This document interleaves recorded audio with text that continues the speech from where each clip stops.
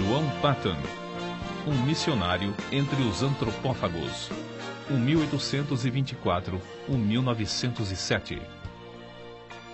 Perto de Dawswinton, na Escócia, morava um casal conhecido em toda a região como os velhos Adão e Eva.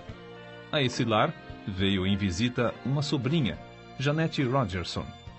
Supunha-se que não houvesse muita coisa na casa isolada dos velhos para distrair a jovem, sempre viva e alegre. Mas uma coisa atraiu-lhe o interesse. Um rapaz chamado Tiago Patton, que entrava, dia após dia, num matagal perto da casa. Levava sempre um livro na mão, como se ali fosse para estudar e meditar. Certo dia, a moça, vencida pela curiosidade, entrou furtivamente por entre as árvores e espiou o rapaz recitando os sonetos evangélicos de Erskine. A sua curiosidade tornou-se em santa admiração quando o jovem, deixando o chapéu no chão, ajoelhou-se debaixo de uma árvore para derramar a alma em oração perante Deus. Ela, espírito de brincalhona, avançou e pendurou o chapéu em um galho que estava próximo. Em seguida, escondeu-se onde podia, sem ser vista, para presenciar o rapaz perplexo a procurar o chapéu. No dia seguinte, a cena se repetiu. Mas o coração da moça comoveu-se ao ver a perturbação do rapaz, imóvel por alguns minutos, com o chapéu na mão. Foi assim que ele, ao voltar no dia seguinte ao lugar onde se ajoelhava diariamente, achou, preso na árvore, um cartão que continha os seguintes dizeres: a pessoa que escondeu seu chapéu confessa-se sinceramente arrependida de tê-lo feito e pede que ore, rogando a Deus que a torne crente tão sincera como o Senhor. O jovem fitou por algum tempo o cartão, esquecendo-se completamente naquele dia dos sonetos. Por fim, tirou o cartão da árvore. No momento em que se reprovava e a sua estupidez por não saber que fora um ser humano quem escondera o chapéu 2 vezes, viu passar por entre as árvores, na frente da casa do velho Adão, uma moça, balde na mão, cantando um hino escocês. Naquele instante, o moço sabia, por instinto divino, que a visita angélica que invadira seu retiro de oração fora a gentil e hábil sobrinha dos velhos Adão e Eva. Tiago Patton ainda não conhecia Jeanette Rogerson, mas ouvira falar nas suas extraordinárias qualificações intelectuais e espirituais. É provável que Tiago Patton começasse a orar pela jovem, mas num sentido diferente daquele que ela pedira. De qualquer forma, a moça furtara não somente o chapéu do rapaz, mas também o seu leal coração. Um furto que resultou, por fim, no casamento dos dois. Tiago Patton, fabricante de meias no condado de Dumfries, e sua esposa Jeanette andavam, como Zacarias e Isabel na antiguidade, irrepreensíveis perante o Senhor. Ao nascer-lhes o primogênito, deram-lhe o nome de João, dedicando-o solenemente a Deus, com oração, para ser missionário aos povos que não tinham oportunidade de conhecer a Cristo. Entre a casa própria em que morava a família dos Patton e a parte que servia de fábrica havia um pequeno aposento. Acerca desse quarto, João Patton escreveu: era o santuário de nossa humilde casa. Várias vezes ao dia, geralmente depois das refeições, o nosso pai entrava nesse quarto e, fechada a porta, orava. Nós, seus filhos, compreendíamos, como se fosse por instinto espiritual, que se derramavam orações por nós, como fazia na antiguidade o sumo sacerdote, quando entrava no Santo dos Santos em favor do povo. De vez em quando, se ouvia o eco de uma voz em tons de quem suplica pela vida. Passávamos pela porta nas pontinhas dos pés, de modo a não perturbar a santa e íntima conversação. O mundo lá fora não sabia de onde vinha o gozo que brilhava no rosto de nosso pai, mas nós, seus filhos, o sabíamos. Era o reflexo da presença divina, que era sempre uma realidade para ele na vida cotidiana. Nunca espero, quer num templo, quer nas serras, quer nos vales, sentir Deus mais perto, mais visível, andando e conversando mais intimamente com os homens do que naquela humilde casa coberta de palha. Se por uma catástrofe indizível tudo quanto pertence à religião fosse apagado da memória, minha alma reverteria de novo ao tempo da minha mocidade. Ela fechar-se-ia naquele santuário, e ao ouvir novamente os ecos daquelas súplicas a Deus, lançaria para longe toda a dúvida com este grito vitorioso: meu pai andava com Deus, porque não posso eu também andar? Na autobiografia de João Patton, vê-se que as suas lutas diárias eram grandes, mas o que dizemos agora revela qual a força que operava para que ele sempre avançasse na obra de Deus. Antes, realizava-se culto doméstico na casa de meus avós somente aos domingos, mas meu pai convenceu primeiro a minha avó a orar, ler um trecho da Bíblia e cantar um hino diariamente, pela manhã e à noite. Depois, todos os membros da família seguiram esse costume. Foi assim que meu pai começou, aos 17 anos de idade, o bendito costume de fazer cultos matutinos e vespertinos em casa. Costume que observou, talvez sem uma única exceção, até se achar no leito de morte com 77 anos de idade. No último dia da sua vida, uma passagem das Escrituras foi lida, e ouviu-se sua voz na oração. Nenhum dos filhos se recorda de um só dia que não fosse assim santificado. Muitas vezes havia pressa em atender a um negócio. Inúmeras vezes chegavam os amigos. Mas nada impedia que nos ajoelhássemos em redor do altar familiar enquanto o sumo sacerdote dirigia as nossas orações a Deus e se oferecia a si mesmo e a seus filhos ao mesmo Senhor. A luz de tal exemplo era uma bênção, tanto para o próximo como para a nossa família.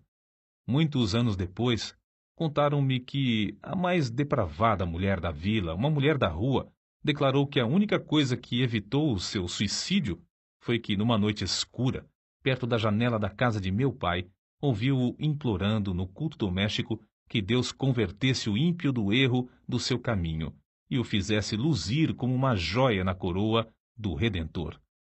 Vi, disse ela, como eu era um grande peso sobre o coração desse bom homem e sabia que Deus responderia à sua súplica. Foi por causa dessa certeza que não entrei no inferno e que achei o único Salvador. Por meio desse ocorrido, a mulher foi salva e transformada pela graça divina. Não é de admirar que, em tal ambiente, 3 dos 11 filhos de Tiago Patton, João, Walter e Tiago, fossem constrangidos a dar suas vidas à obra mais gloriosa, a de ganhar almas. Não julgamos estar esse ponto completo sem lhe acrescentar mais um trecho dessa autobiografia.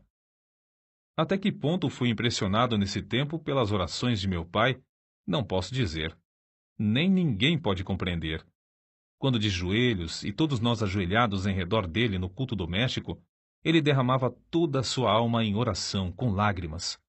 Não só por todas as necessidades pessoais e domésticas, mas também pela conversão da parte do mundo onde não havia pregadores para servirem a Jesus.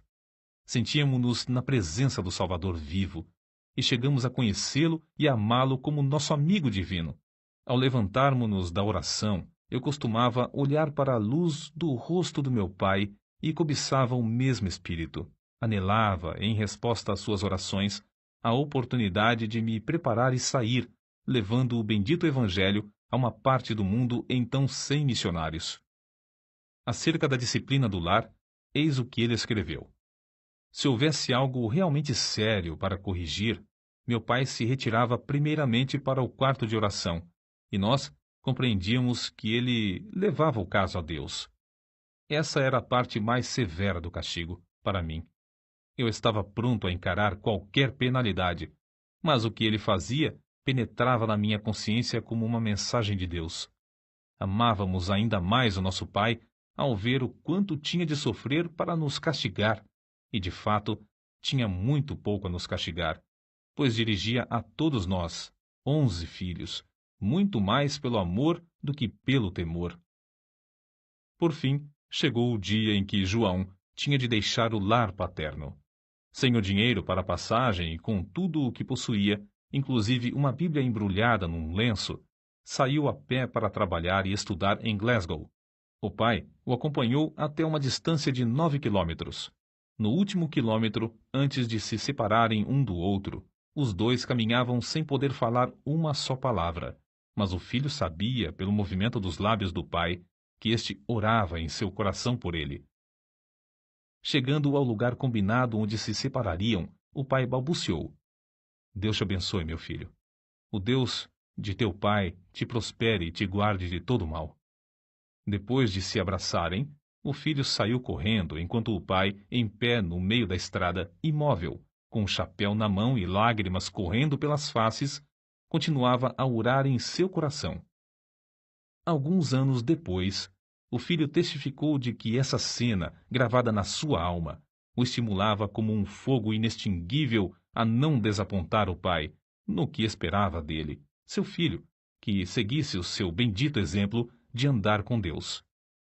Durante os 3 anos de estudos em Glasgow, apesar de trabalhar com as próprias mãos para se sustentar, John Paton, no gozo do Espírito Santo, fez uma grande obra na seara do Senhor. Contudo, soava-lhe constantemente aos ouvidos o clamor dos selvagens nas ilhas do Pacífico, e isso foi, antes de tudo, o assunto que ocupava as suas meditações e orações diárias. Havia outros para continuar a obra que fazia em Glasgow, mas quem desejava levar o Evangelho a esses pobres bárbaros? Ao declarar sua resolução de trabalhar entre os canibais das Novas Hébridas, quase todos os membros da sua igreja se opuseram à sua saída. Um muito estimado irmão assim se exprimiu: entre os antropófagos, será comido por eles. A isso, John Paton respondeu: o irmão é muito mais velho que eu, breve será sepultado e comido por vermes. Declaro ao irmão que, se eu conseguir viver e morrer servindo ao Senhor Jesus e honrando o seu nome, não me importarei ser comido por antropófagos ou por vermes. No grande dia da ressurreição, o meu corpo se levantará tão belo como o seu, na semelhança do Redentor ressuscitado. De fato, as Novas Hébridas haviam sido batizadas com sangue de mártires. Os 2 missionários, William e Harris, enviados para evangelizar essas ilhas, poucos anos antes desse tempo, foram mortos a cacetadas, e seus cadáveres cozidos e comidos. Os pobres selvagens não sabiam que assassinavam seus amigos mais fiéis. Assim, os crentes em todos os lugares, ao receberem as notícias do martírio dos 2, oraram com lágrimas por esses povos. E Deus ouviu as súplicas, chamando, entre outros, a John Paton. Mas a oposição à sua saída era tal que ele resolveu escrever a seus pais e, pela resposta, veio a saber que eles o haviam dedicado para tal serviço no dia do seu nascimento. Desde esse momento, John Paton não mais duvidou da vontade de Deus e assentou no seu coração gastar a vida servindo aos indígenas das ilhas do Pacífico. O nosso herói conta muitas coisas de interesse acerca da longa viagem à vela para as Novas Hébridas. Quase no fim da viagem, quebrou-se o mastro do navio. As águas os levavam lentamente para Tana, uma ilha de antropófagos onde a bagagem teria sido saqueada e todos a bordo cozidos. Contudo, Deus ouviu suas súplicas e os fizeram alcançar uma outra ilha. Alguns meses depois, foram à mesma ilha de Tana, onde conseguiram comprar o terreno dos silvícolas e edificar uma casa. Comove o coração ler que construíram a casa sobre os mesmos alicerces lançados pelo missionário Turner 15 anos antes, o qual teve de fugir da ilha para escapar de ser morto e comido pelos selvagens. Acerca da sua primeira impressão sobre o povo, Paton escreveu: fui levado ao maior desespero. Ao vê-los na sua nudez e miséria, senti tanto horror como compaixão. Eu tinha deixado a obra entre os amados irmãos em Glasgow, obra em que sentia muito gozo para dedicar-me a criaturas tão degeneradas. Perguntei-me a mim mesmo: é possível ensiná-las a distinguir entre o bem e o mal e levá-las a Cristo ou mesmo a civilizá-las? Mas tudo isso eram apenas sentimentos passageiros. Logo senti um desejo tão profundo de levá-los ao conhecimento e amor de Jesus como jamais sentira quando trabalhava em Glasgow. Antes de completar a casa em que o casal Paton iria morar, houve uma batalha entre 2 tribos. As mulheres e crianças fugiram para a praia, onde conversavam e riam ruidosamente, como se seus pais e irmãos estivessem ocupados em algum trabalho pacífico. Mas, enquanto os selvagens gritavam e se empenhavam em conflitos sangrentos, os missionários entregavam-se à oração por eles. Os cadáveres dos mortos foram levados pelos vencedores a uma fonte de água fervente, onde foram cozidos e comidos. À noite ainda se ouvia pranto e gritos prolongados nas vilas em redor. Os missionários foram informados de que um guerreiro, ferido na batalha, acabara de morrer em casa. A sua viúva foi estrangulada imediatamente, conforme o costume, para que o seu espírito acompanhasse o do marido e lhe continuasse a servir de escrava. Os missionários, então, nesse ambiente da mais repugnante superstição, da mais baixa crueldade e da mais flagrante imoralidade, esforçavam-se para aprender a usar todas as palavras possíveis desse povo que não conhecia a escrita. Anelavam falar de Jesus e do amor de Deus a esses seres que adoravam árvores, pedras, fontes, riachos, insetos, espíritos dos homens falecidos, relíquias de cabelos e unhas, astros, vulcões, etc. A esposa de Patton era uma ajudadora esforçada e, dentro de poucas semanas, reuniu 8 mulheres da ilha a quem instruía diariamente. 3 meses depois da chegada dos missionários à ilha, a esposa de Patton faleceu de malária, e 1 mês depois, o filhinho também morreu. Quem pode avaliar as saudades de Patton durante os anos que trabalhou sem ajudadora em Tana? Apesar de quase haver morrido também da mesma enfermidade, de os crentes insistirem para que voltasse à sua terra, e de os indígenas fazerem plano após plano de matá-lo, esse herói permaneceu orando e trabalhando fielmente no posto onde Deus o colocara. Um templo foi construído e um bom número se congregava para ouvir a mensagem divina. Patton não somente conseguiu reduzir a língua dos tanianos à forma escrita, mas também traduziu uma parte das escrituras, a qual imprimiu apesar de não conhecer a arte tipográfica. Acerca da gloriosa façanha de imprimir o livro em taniano, assim escreveu: Confesso que gritei de alegria quando a primeira folha saiu do prelo, tendo todas as páginas na ordem própria. Era 1 hora da madrugada, eu era o único homem branco na ilha, e havia horas em que todos os nativos dormiam. Contudo, atirei ao ar o chapéu e dancei como um menino por algum tempo ao redor do prelo. Terei eu perdido a razão? Não devia, como missionário, estar de joelhos louvando a Deus por mais esta prova de sua graça? Crede, amigos, o meu culto foi tão sincero como o de Davi, quando dançou diante da arca do seu Deus. Não deveis pensar que, depois de pronta a primeira página, eu não me tivesse ajoelhado pedindo ao Todo-Poderoso que propagasse a luz e a alegria do seu santo livro nos corações entenebrecidos dos habitantes daquela terra inculta. Depois de Patton haver passado 3 anos em Tana, o casal de missionários que vivia na ilha vizinha, Erromanga, foi martirizado barbaramente a machadadas, em pleno dia. Ao completar 4 anos de estada em Tana, o ódio dos indígenas dessa ilha chegou ao auge. Diversas tribos combinaram matar o indefeso missionário e findar, assim, com a religião do Deus de amor em toda a ilha. Contudo, como ele mesmo se declarava imortal até findar sua obra na terra, evitava em pleno campo os inúmeros golpes de lanças, machadinhas e cacetes armados pelas mãos dos indígenas. E assim conseguiu escapar para a ilha de Aneitium. Planejou então ocupar-se na obra de tradução do resto dos evangelhos na língua taniana, enquanto esperava a oportunidade de voltar a Tana. Porém, sentiu-se dirigido a aceitar a chamada para ir à Austrália. Em poucos meses, animou as igrejas ali a comprarem um navio à vela para servir aos missionários. Despertou-as também a contribuírem liberalmente e a enviarem mais missionários a evangelizar todas as ilhas. Acerca da sua viagem à Escócia, depois de alguns anos nas Novas Hébridas, ele escreveu: Fui de trem a Dumfries, e lá achei condução para o querido lar paterno, onde fui acolhido com muitas lágrimas.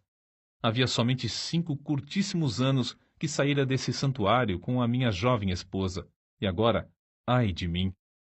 Mãe e filhinho jazem no túmulo, em Tana, nos braços um do outro, até o dia da ressurreição.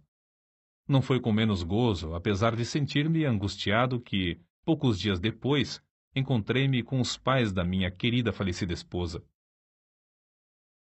Antes de deixar a Escócia para a nova viagem, Patton casou-se com a irmã de outro missionário. Chamada por Deus a trabalhar entre os povos mergulhados nas trevas das Novas Hébridas, ela serviu como fiel companheira de seu marido por muitos anos. Meu último ato na Escócia foi ajoelhar-me no lar paterno durante o culto doméstico, enquanto meu venerando pai, como sacerdote, de cabelos brancos, nos entregava uma vez mais aos cuidados e proteção de Deus, Senhor das famílias de Israel. Eu tinha por certo, quando nos levantamos da oração e nos despedimos uns dos outros, que não nos encontraríamos com eles antes do dia da ressurreição. Porém, ele e minha querida mãe, com corações alegres, nos ofertaram de novo ao Senhor para o serviço entre os silvícolas. Mais tarde, meu querido irmão me escreveu que a espada que traspassara a alma da minha mãe era demasiado aguda e que, depois da nossa saída, ela jazeu por muito tempo como morta nos braços de meu pai. Prestes a regressar às ilhas, Patton foi constrangido pelo voto de todos os missionários a não voltar a Tana, mas abrir a obra na vizinha ilha de Aniwa. Dessa forma, tinha de aprender outra língua e começar tudo de novo. Na tarefa de preparar o terreno para a construção da casa em seu novo habitat, Patton ajuntou 2 cestos de ossos humanos de vítimas comidas pelo povo da ilha. Quando essas pobres criaturas começavam a usar um pedacinho de chita ou um saiote, era sinal exterior de uma transformação, apesar de estarem longe da civilização. E quando começavam a olhar para cima e a orar àquele a quem chamavam de Pai, nosso Pai, meu coração se derretia em lágrimas de gozo, e sei, por certo, que havia um coração divino nos céus, que se regozijava também. Contudo, como em Tana, Patton considerava-se imortal até completar a obra que lhe fora designada por Deus. Inúmeras vezes evitou a morte agarrando a arma levantada pelos selvagens contra ele, a fim de o matarem. Tempos depois, a força das trevas unidas contra o Evangelho em Aniwa cedeu. Isso data do tempo em que cavou um poço na ilha. Para os indígenas, a água de coco para satisfazer a sede era suficiente, porque se banhavam no mar e usavam pouco a água para cozinhar, e nenhuma para lavar a roupa. Mas para os missionários, a falta de água doce era o maior sacrifício. Por isso, Patton resolveu cavar um poço. No início, os indígenas auxiliavam-no na obra, apesar de considerarem o plano do deus de Misse dar chuva de baixo uma concepção nada lúcida. Mas depois, amedrontados pela profundeza da cavidade, deixaram o missionário a cavar sozinho, dia após dia, enquanto contemplavam de longe, dizendo uns aos outros: quem jamais ouviu falar em chuva que vem de baixo? Pobre Misse, coitado! Quando o missionário insistia em dizer que o abastecimento de água em muitos países vinha de poços, eles respondiam: é assim que se dá com os doidos. Ninguém pode desviá-los de suas ideias loucas. Depois de longos dias de labor enfadonho, Patton alcançou terra úmida. Confiava em Deus para obter água doce, em resposta às suas orações. Contudo, nessa altura, ao meditar sobre o efeito que causaria entre o povo o fato de encontrar água salgada, sentia-se quase que tomado de horror. Sentia-me, escreveu ele, tão comovido que fiquei molhado de suor e tremia-me todo o corpo, quando a água começou a borbulhar de baixo e a encher o poço. Tomei um pouco de água na mão, levei-a à boca para prová-la. Era água potável, era a água viva do poço de Jeová. Os chefes indígenas, com seus homens, a tudo assistiam. Era uma repetição em escala reduzida do episódio em que os israelitas rodearam Moisés quando ele fez água sair da rocha. O missionário, depois de passar algum tempo louvando a Deus, ficou mais calmo, desceu novamente, encheu um jarro da chuva que Deus Jeová lhe dava pelo poço e entregou ao chefe. Este sacudiu o jarro para ver se realmente havia água dentro. Então, tomou um pouco na mão e, não satisfeito com isso, levou à boca um pouco mais. Depois de revolver os olhos de alegria, bebeu-a e rompeu em gritos. Chuva! Chuva! É chuva mesmo! Mas como a arranjou? Patton respondeu. Foi Jeová, meu Deus, quem a deu da sua terra, em resposta ao nosso labor e orações. Olhai e vede por vós mesmos como borbulha a terra. Não havia um homem entre eles que tivesse coragem de chegar perto da boca do poço. Então, formaram uma fila comprida e, segurando-se uns aos outros pelas mãos, avançaram até que o homem da frente pudesse olhar para dentro do poço.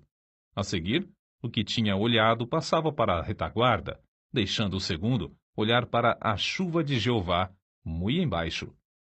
Depois de todos olharem um por um, o chefe dirigiu-se a Patton e disse: Missy, a obra de seu Deus Jeová é admirável, é maravilhosa.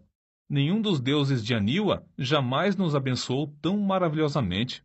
Mas, Missy, ele continuará para sempre a dar chuva por essa forma ou acontecerá como a chuva das nuvens? O missionário explicou, para gozo indizível de todos, que essa bênção era permanente e para todos os aniwanianos. Durante os anos que se seguiram, os nativos experimentaram cavar poços em 6 ou 7 dos lugares mais prováveis, perto de várias vilas. Todas as vezes que o fizeram, ou encontraram pederneira, ou o poço dava água salgada. Diziam entre si, sabemos cavar, mas não sabemos orar como Missy, e, portanto, Jeová não nos dá chuva de baixo. Num domingo, depois que Patton alcançou a água do poço, o chefe Namakei convocou o povo da ilha. Fazendo seus gestos com a machadinha na mão, dirigiu-se aos ouvintes da seguinte maneira: Amigos de Namakei, todos os poderes do mundo não podiam obrigar-nos a crer que fosse possível receber chuva das entranhas da terra, se não a tivéssemos visto com os próprios olhos e provado com a boca. Desde já, meu povo, devo adorar ao Deus que nos abriu o poço e nos dá chuva de baixo. Os deuses de Aniwa não podem socorrer-nos como o Deus de Missy. Para todos sempre, sou um seguidor de Deus Jeová. Todos vós que quiserdes fazer o mesmo, tomai os ídolos de Aniwa, os deuses que nossos pais temiam, e lançai-os aos pés de Missy. Vamos a Missy para ele nos ensinar como devemos servir a Jeová, que enviou seu filho Jesus para morrer por nós e nos levar aos céus. Durante os dias que se seguiram, grupo após grupo dos silvícolas, alguns com lágrimas e soluços, outros aos gritos de louvor a Jeová, levaram seus ídolos de pau e pedra perante o missionário. Reunidos em montes, os ídolos de pau foram queimados, os de pedra enterrados em covas de 4 a 5 metros de profundidade, e alguns, de maior superstição, foram lançados no fundo do mar, longe da terra. Um dos primeiros passos da vida cotidiana da ilha, depois da destruição dos ídolos, foi a invocação da bênção do Senhor às refeições. O segundo passo, uma surpresa maior e que também encheu o missionário de gozo, foi um acordo entre eles de fazer culto doméstico de manhã e à noite. Sem dúvida, esses cultos eram misturados por algum tempo com muitas das superstições do paganismo. Mas Patton traduziu as escrituras, imprimiu-as na língua aniwaniana e ensinou o povo a lê-las. A transformação do povo da ilha foi uma das maravilhas dos tempos modernos. Como arde o coração ao ouvir acerca da ternura que o missionário sentia para com esses amados filhos na fé, e do carinho com que esses, outrora cruéis selvagens que comiam carne humana, mostravam para com o missionário. Que o nosso coração arda também para ver a mesma transformação dos milhares de indígenas no interior de nosso querido Brasil. Patton descreveu a primeira ceia do Senhor com as seguintes palavras: Ao colocar o pão e o vinho nas mãos, outrora manchadas do sangue da antropofagia, agora estendidas para receber e participar dos emblemas do amor do Redentor, antecipei o gozo da glória até o ponto de o coração não suportar mais.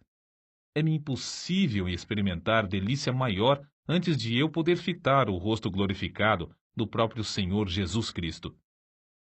Deus não somente concedeu ao nosso herói o indizível gozo de ver os anionianos evangelizando as ilhas vizinhas, mas também de ver seu próprio filho, Frank Patton, e esposa, morando na ilha de Tanna e dando prosseguimento à obra que ele começara com maior sacrifício. Foi com a idade de 83 anos que João G. Patton ouviu a voz de seu precioso Jesus chamando-o para o lar eterno. Quão grande o seu gozo, não somente ao reunir-se aos seus queridos filhos das ilhas do sul do Pacífico que entraram no céu antes dele, mas também saudar com um bem-vindo os demais quando chegarem ali, um por um.